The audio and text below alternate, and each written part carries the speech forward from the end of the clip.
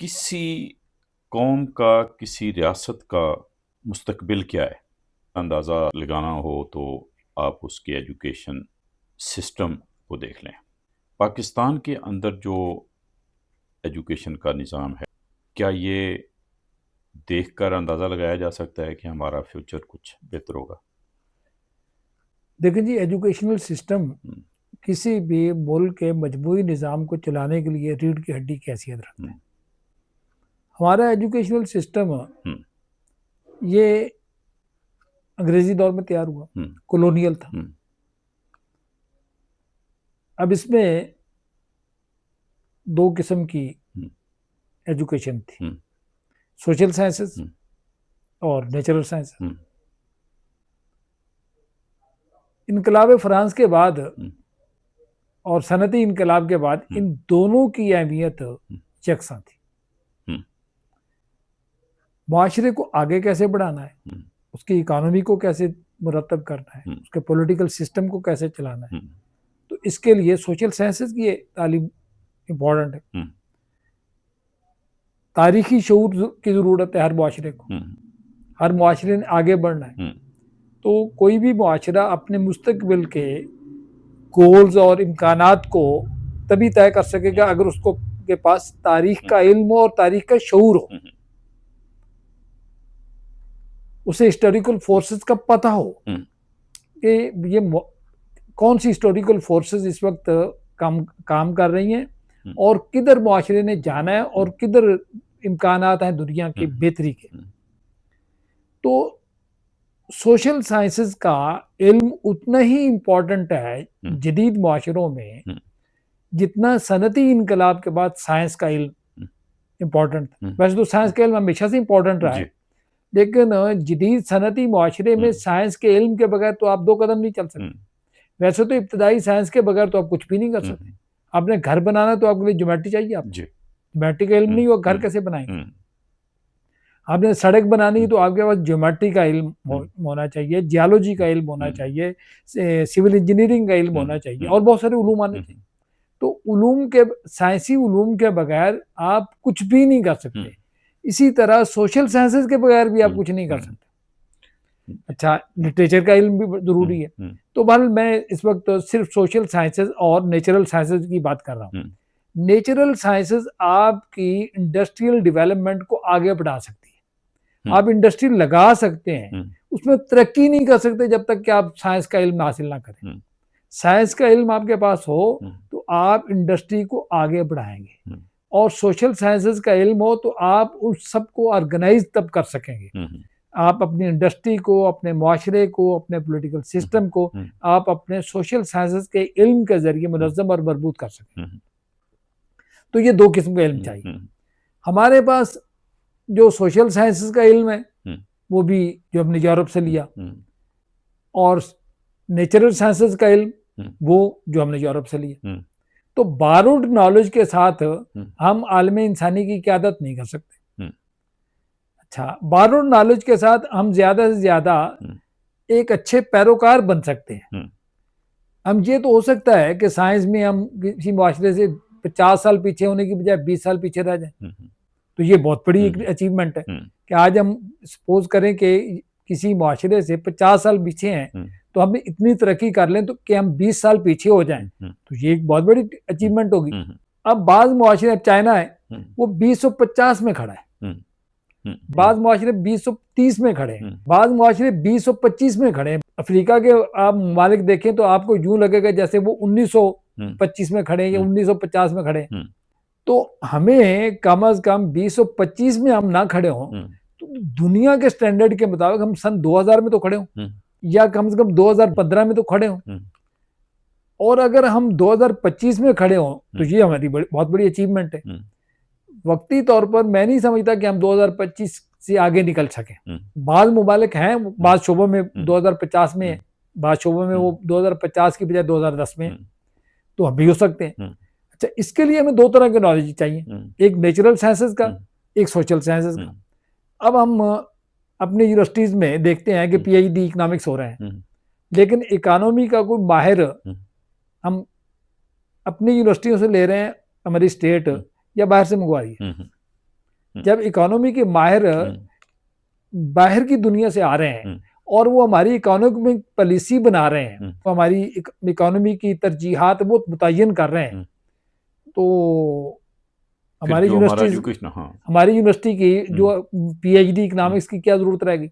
फिर हमारा जो लॉ है उसमें तब्दीलियां आती रही हैं, लेकिन हम दुनिया में कहाँ खड़े इंसाफ हासिल करने वाले और ये इंसाफ देने वालों में।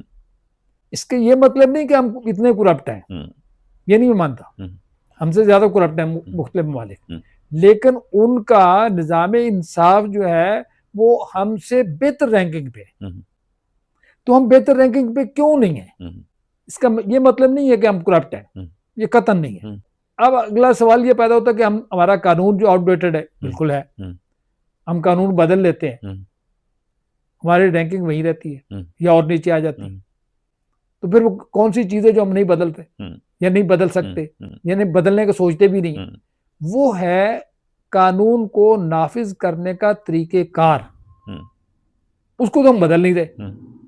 कानून बदलने से नतीजा नहीं निकल रहा, बहुत सारी कवानीन बदले गए हैं मगर नताइज नहीं निकल सके, क्योंकि कानून के निफाज का तरीकेकार जो है वो नहीं बदला जा रहा।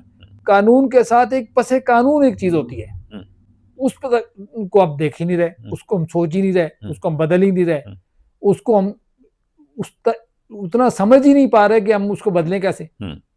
तो नतीजा क्या है कि हम वहीं खड़े हैं, हमारा निज़ाम है।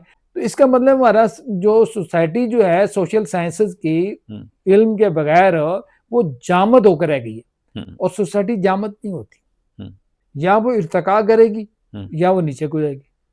अच्छा, और अगर हम इर्तिका नहीं करते फिर हम नीचे को जाएंगे बगैर नीचे जाने के इरादे के, बगैर नीचे जाने की कोई कोशिश की हम खुद ही नीचे जाएंगे, क्योंकि दुनिया तो फिर आगे बढ़ रही है।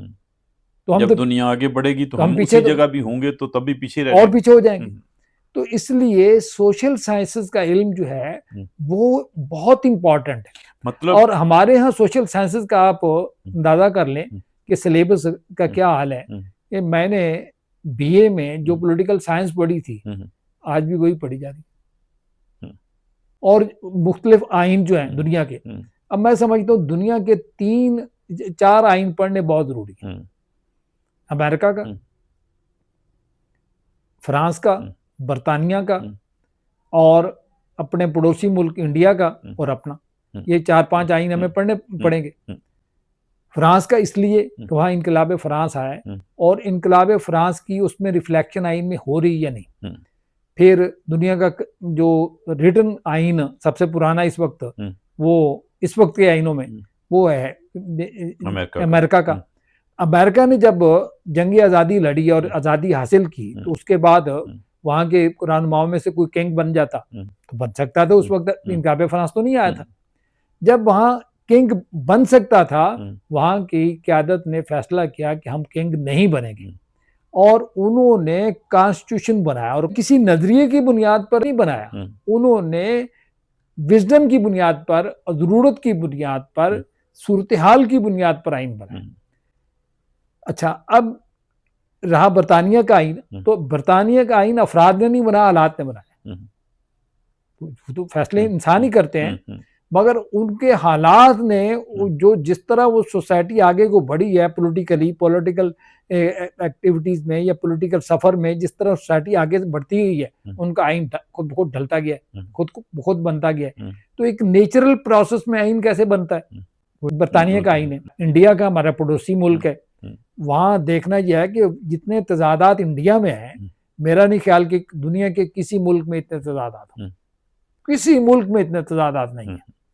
ना जबानों के तजादात इतने होंगे, ना मजाहब के इतने तजादात है। वहाँ मजाहब इतने हैं कि यूं कह लें कि इंडिया मजाहब का जंगल है, कल्चर्स का जंगल है।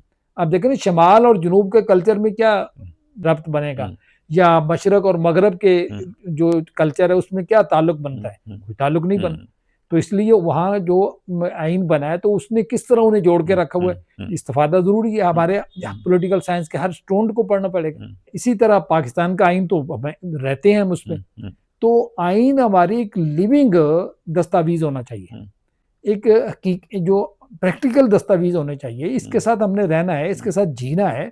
ये हमारी एक बड़ी मोहतरम किताब है, एक मोहतरम डॉक्यूमेंट है, और उस पर हमारे लीडर्स ने साइन किए हैं। तो जाहिर है वो उस डॉक्यूमेंट को हम पढ़कर, और उसमें बेहतरी की तजवीज़ें भी हो सकती हैं, ये बेहतर तो होता रहता है। तो उस आइन को फैक्चुअल सूरत में, लिविंग सूरत में हमारे माशरे में होना चाहिए, ये बड़ा ज़रूरी है। तो इसलिए मैं समझता हूँ हमारे यहाँ सोशल साइंसेज की एजुकेशन और नेचुरल साइंसेज की एजुकेशन वो जिस लेवल पे होनी चाहिए, उसमें से हम ज़रा फरोतर हैं। सवाल ये था बुनियादी तौर से शाकर साहब कि आया मौजूदा एजुकेशन सिस्टम जो है ये हमें किसी बेहतर मुआशरे में तब्दील कर सकता है? ये देखें जी, बात ये है कि हम सोशल साइंसेज पढ़ रहे हैं, सोशल साइंसेज में हमने क्या कारनामा किया, कौन सा हमारे यहाँ के जो माहिरीन मुआशियात है उन्होंने कोई ऐसा थीसिस दिया है कि नॉन डेवलप्ड या डेवलपिंग कंट्रीज किस तरह आगे बढ़ सकते हैं, इस पर किसी हमारे सोशल साइंटिस्ट ने कोई थीसिस दिया हो? हमारा सिस्टम जो है वो उसमें क्या बेहतरी लाई जाए कि वो सिस्टम दुनिया की क़यादत कर सके, या कम से कम दुनिया को कम्पीट कर सके? हमारे किसी पॉलिटिकल साइंटिस्ट ने कोई ऐसा थीसिस दिया हो? हमारे किसी सोशियोलॉजिस्ट ने कोई ऐसा थीसिस दिया हो जिसमें हमारी सोसाइटी में मौजूद मसाइल का कोई हल पेश किया गया हो? अब मिसाल के तौर पर हमारे यहाँ जो ग्लोबल वार्मिंग है और हमारे जो माहौलियाती आलूदगी है, ये एक बड़ा मसला है। अच्छा, अब इस मसले का हल एक तो है साइंसी, नेचुरल साइंस का, कि दरख्त लगाए जाएं और मुख्तलिफ अच्छा एक्टिविटीज़ की जाए, और दूसरा है सोशल साइंसेस के हवाले से कि हम सोशली कौन कौन से स्टेप लें कि जिससे ये ग्लोबल वार्मिंग कम हो, जिससे हमारी जो है मुल्क की जो है माहौलियाती आलूदगी है उसमें बेहतरी आए सोशली। कोई थीसिस दिया हमारे किसी ने? तो वजह क्या है कि हम अभी तक दूसरों के दिए हुए नॉलेज को पढ़ रहे हैं, उसमें हमने अपनी तहकीक शामिल नहीं की कि हम किसी एक इल्म में लोगों की क़यादत कर सकें। अब कुछ काम हमने किए हैं, मिसाल के तौर पर पाकिस्तान में डिक्शनरी लिखी है, उर्दू लुगत बोर्ड ने डिक्शनरी लिखी, बड़ा काम हुआ है। हमने क्लासिकल लिटरेचर को पब्लिश किया है और उसको महफूज किया है। एडिटिंग के हवाले से हमारे कुछ अच्छे काम हुए हैं, कुछ और काम हुए हैं, लेकिन मजमूई तौर पर, उमूमी तौर पर कोई इतना बड़ा कारनामा नहीं हुआ कि हमारा नॉलेज हमें वहां खड़ा कर दे जहां हम दुनिया के बराबर हो या उनसे आगे हो। अच्छा, इसी तरह नेचुरल साइंसेज में हमारे साइंटिस्टों ने, अब ये बहुत बड़ा मसला है हमारा बिजली का, तो इलेक्ट्रिसिटी के हवाले से कोई ऐसी इजाद आनी चाहिए कि जिससे तवानाई का मसला हल हो। इसी तरह हमारे जो IPP से मुल्क के मुआहदे हैं उनमें कोई ऐसे रास्ता निकले कि उसमें हम पर जो बोझ है वो कम हो सके। कह सकते हैं कि हमारा एजुकेशन सिस्टम जो है ये एक फरसुदा सिस्टम है, हमारे मसाइल का कोई हल पेश नहीं कर रहा, हमारे मसाइल का हमारी सोसाइटी को लीड नहीं कर रहा। हमारी सोसाइटी को माहिरीन बाहर से मंगवाने पड़ते हैं, यानी ऐसे माहिरीन नहीं है जो हमें कोई ऐसा थीसिस दें, अब कौमी सतह पर, सरकारी सतह पर उस पर गौर किया जाए, तो और हमारी गवर्नमेंट जो है वो उसको कबूल करने पर आमादा हो सके। कोई ऐसा थीसिस हो जिसको हमारी गवर्नमेंट देखें जी, अगर कोई इकोनॉमी के हवाले से कोई बड़ा थीसिस देता है तो उसको दुनिया में भी तो कबूलियत होनी चाहिए ना। दुनिया में कबूलियत होगी तो हमारी गवर्नमेंट मजबूर होगी कि उसको फॉलो करे और उससे हम आगे को बढ़ सकें। हमारे मसाइल का कोई ऐसा हल पेश करे हमारा कोई दानिशवाद, चलो सरकारी सतह पर न सी, अवामी सतह पर से ही उसकी एक्सेप्टेंस तो पैदा होगी ना, कोई हल तो पेश करे। अब छोटे छोटे हल आते हैं, मिसाल के तौर पर दरख्त लगाओ मुहिम, अब सरकारी सतह पर इस पर कोई इतना नहीं अमल किया जा रहा, लेकिन देखें कि बाज़ इलाकों में लोग तालाब बना रहे हैं और लोग दरख्त लगा रहे हैं। NGO छोटी छोटी बने, छोटे छोटे ग्रुप वो निकल के जाके दरख्त लगा रहे हैं। तो अगर गैर सरकारी सतह पर कोई बंदा हल पेश करता है तो उसको एक जिंदा मुआशरा उसको एक्सेप्ट करेगा और उस थीसिस को और उस अब छोटी जगह पर दरख्त लगाने की थ्योरी जो है वो जापान से आई है। भाई हमारी भी तो कोई थ्योरी होनी चाहिए ना, हमारा को भी दानिशवर कोई थ्योरी पेश करे शाकिर ना। साहब, आपने अपनी ज़िंदगी का जो बड़ा हिस्सा है जी वो एजुकेशनिस्ट के तौर पे जी गुजारा है उस्ताद की जी हैसियत जी। से।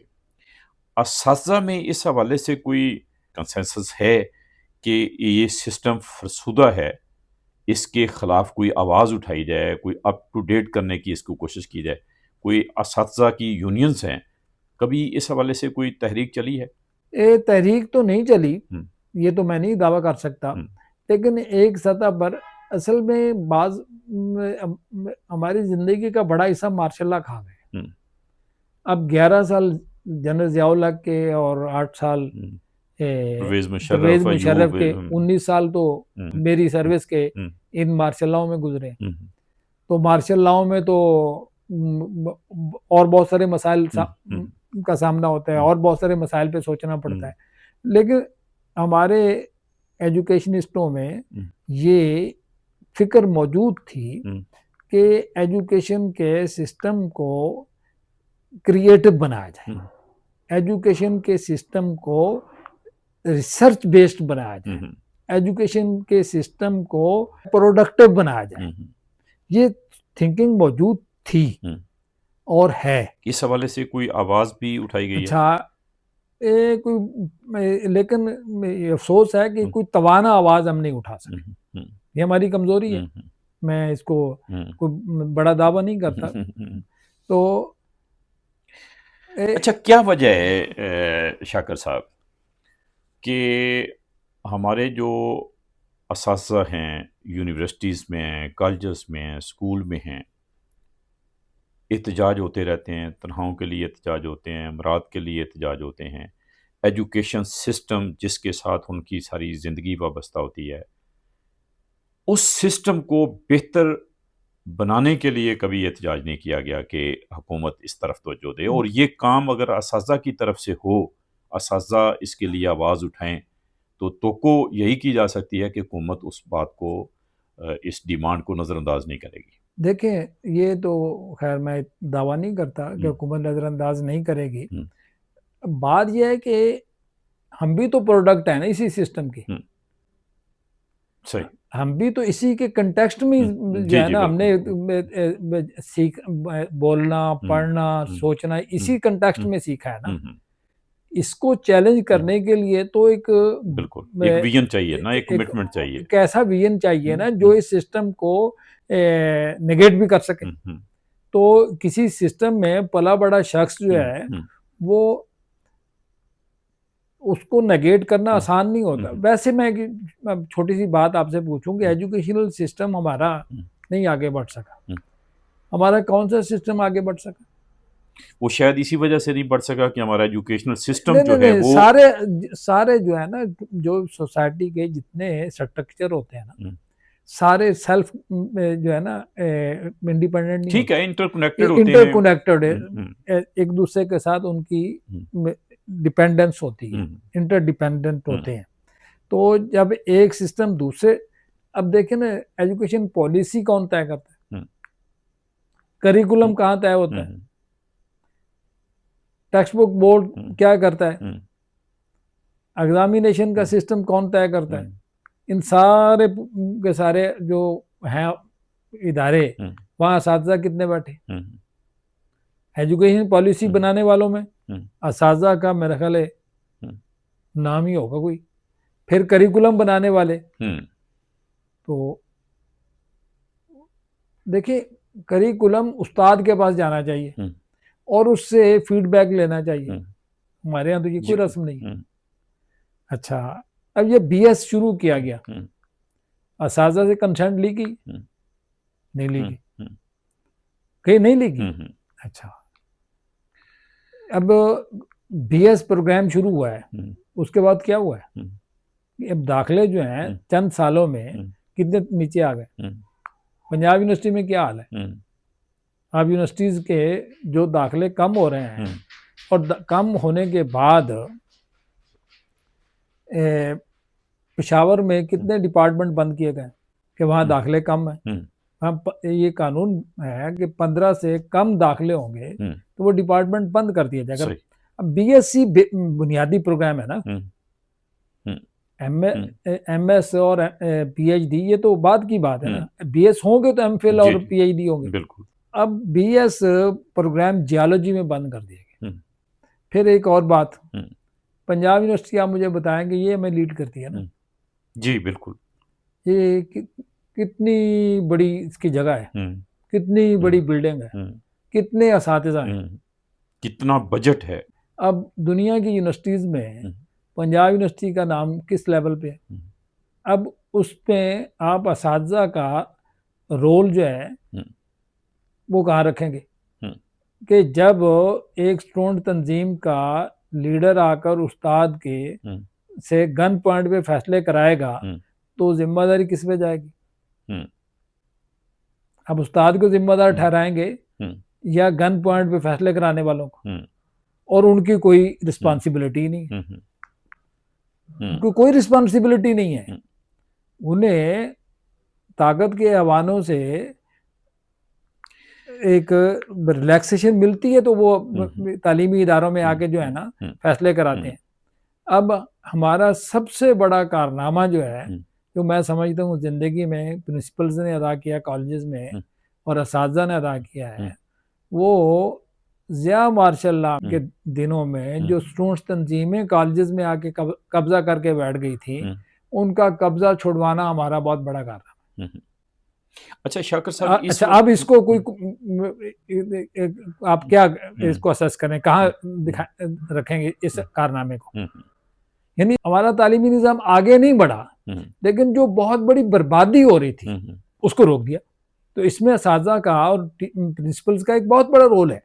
अच्छा, पंजाब यूनिवर्सिटी में फैसले करने में स्टूडेंट्स तंजीम जिस हद तक इन्वॉल्व है, उस इन्वॉल्वमेंट को आप मद्देनजर रखकर आप वहाँ की इंतज़ामिया, वाइस चांसलर्स और वहाँ के टीचर्स उनके बारे में फैसला करेंगे ना कि उनका कसूर कहाँ है। अच्छा, फिर जो वर्ल्ड व्यू होना चाहिए टीचर्स के पास और जो उनका ज़हनी होराइजन होना चाहिए, उसका तो आपके पॉलिटिकल सिस्टम और आपके नजरियाती ढांचे में गुंजाइश नहीं है। तो टीचर से क्या मुतालबा करेंगे आप? आप मजमूई तौर से मुतमिन हैं कि हमारे टीचर्स की टीचिंग के साथ, अपने शोबे के साथ, अपने स्टूडेंट्स के साथ कमिटमेंट है? देखें जी, इसको में जो है ना बैन ही बात की जा सकती है। कोई कमजोरियां भी हैं, कोई खूबियां भी हैं, मैन टू मैन भी वेरी करता है और इदारे में भी वेरिएशंस हैं, हर तरह के रवैये। अच्छा, एजुकेशन सिस्टम की बेहतरी के लिए क्या किया जाना चाहिए? कि देखें जी, हक़ इख्तलाफ देना चाहिए, सवाल उठाने का राइट देना चाहिए तालिब इल्म को भी, उस्ताद को भी। बात को आगे बढ़ाने के लिए, ज़हन और फिक्र को आगे बढ़ाने के लिए आपको टीचर को हक़ इख्तलाफ भी देना होगा, सवाल उठाने का हक भी देना होगा और तालिब इल्म को भी ये हक देना होगा। और ये हक नहीं देंगे तो फिर वो स्टूडेंट जो है चैट GPT से ज़्यादा बेहतर नॉलेज हासिल कर लेगा बनिस्बत अमजद शाकिर के। वो उसे ज़्यादा बेहतर बता देगी बात। मैंने जवाब नहीं सिखाने, जवाब नहीं पढ़ाने, नोट्स नहीं याद करवाने, मेरा काम है उसे मैं सवाल करना सिखाऊं। और सवाल करना सिखाना ये हमारे एजुकेशनल सिस्टम में नहीं आने दिया गया और मार्शल लॉ में तो ये हो भी नहीं सकता।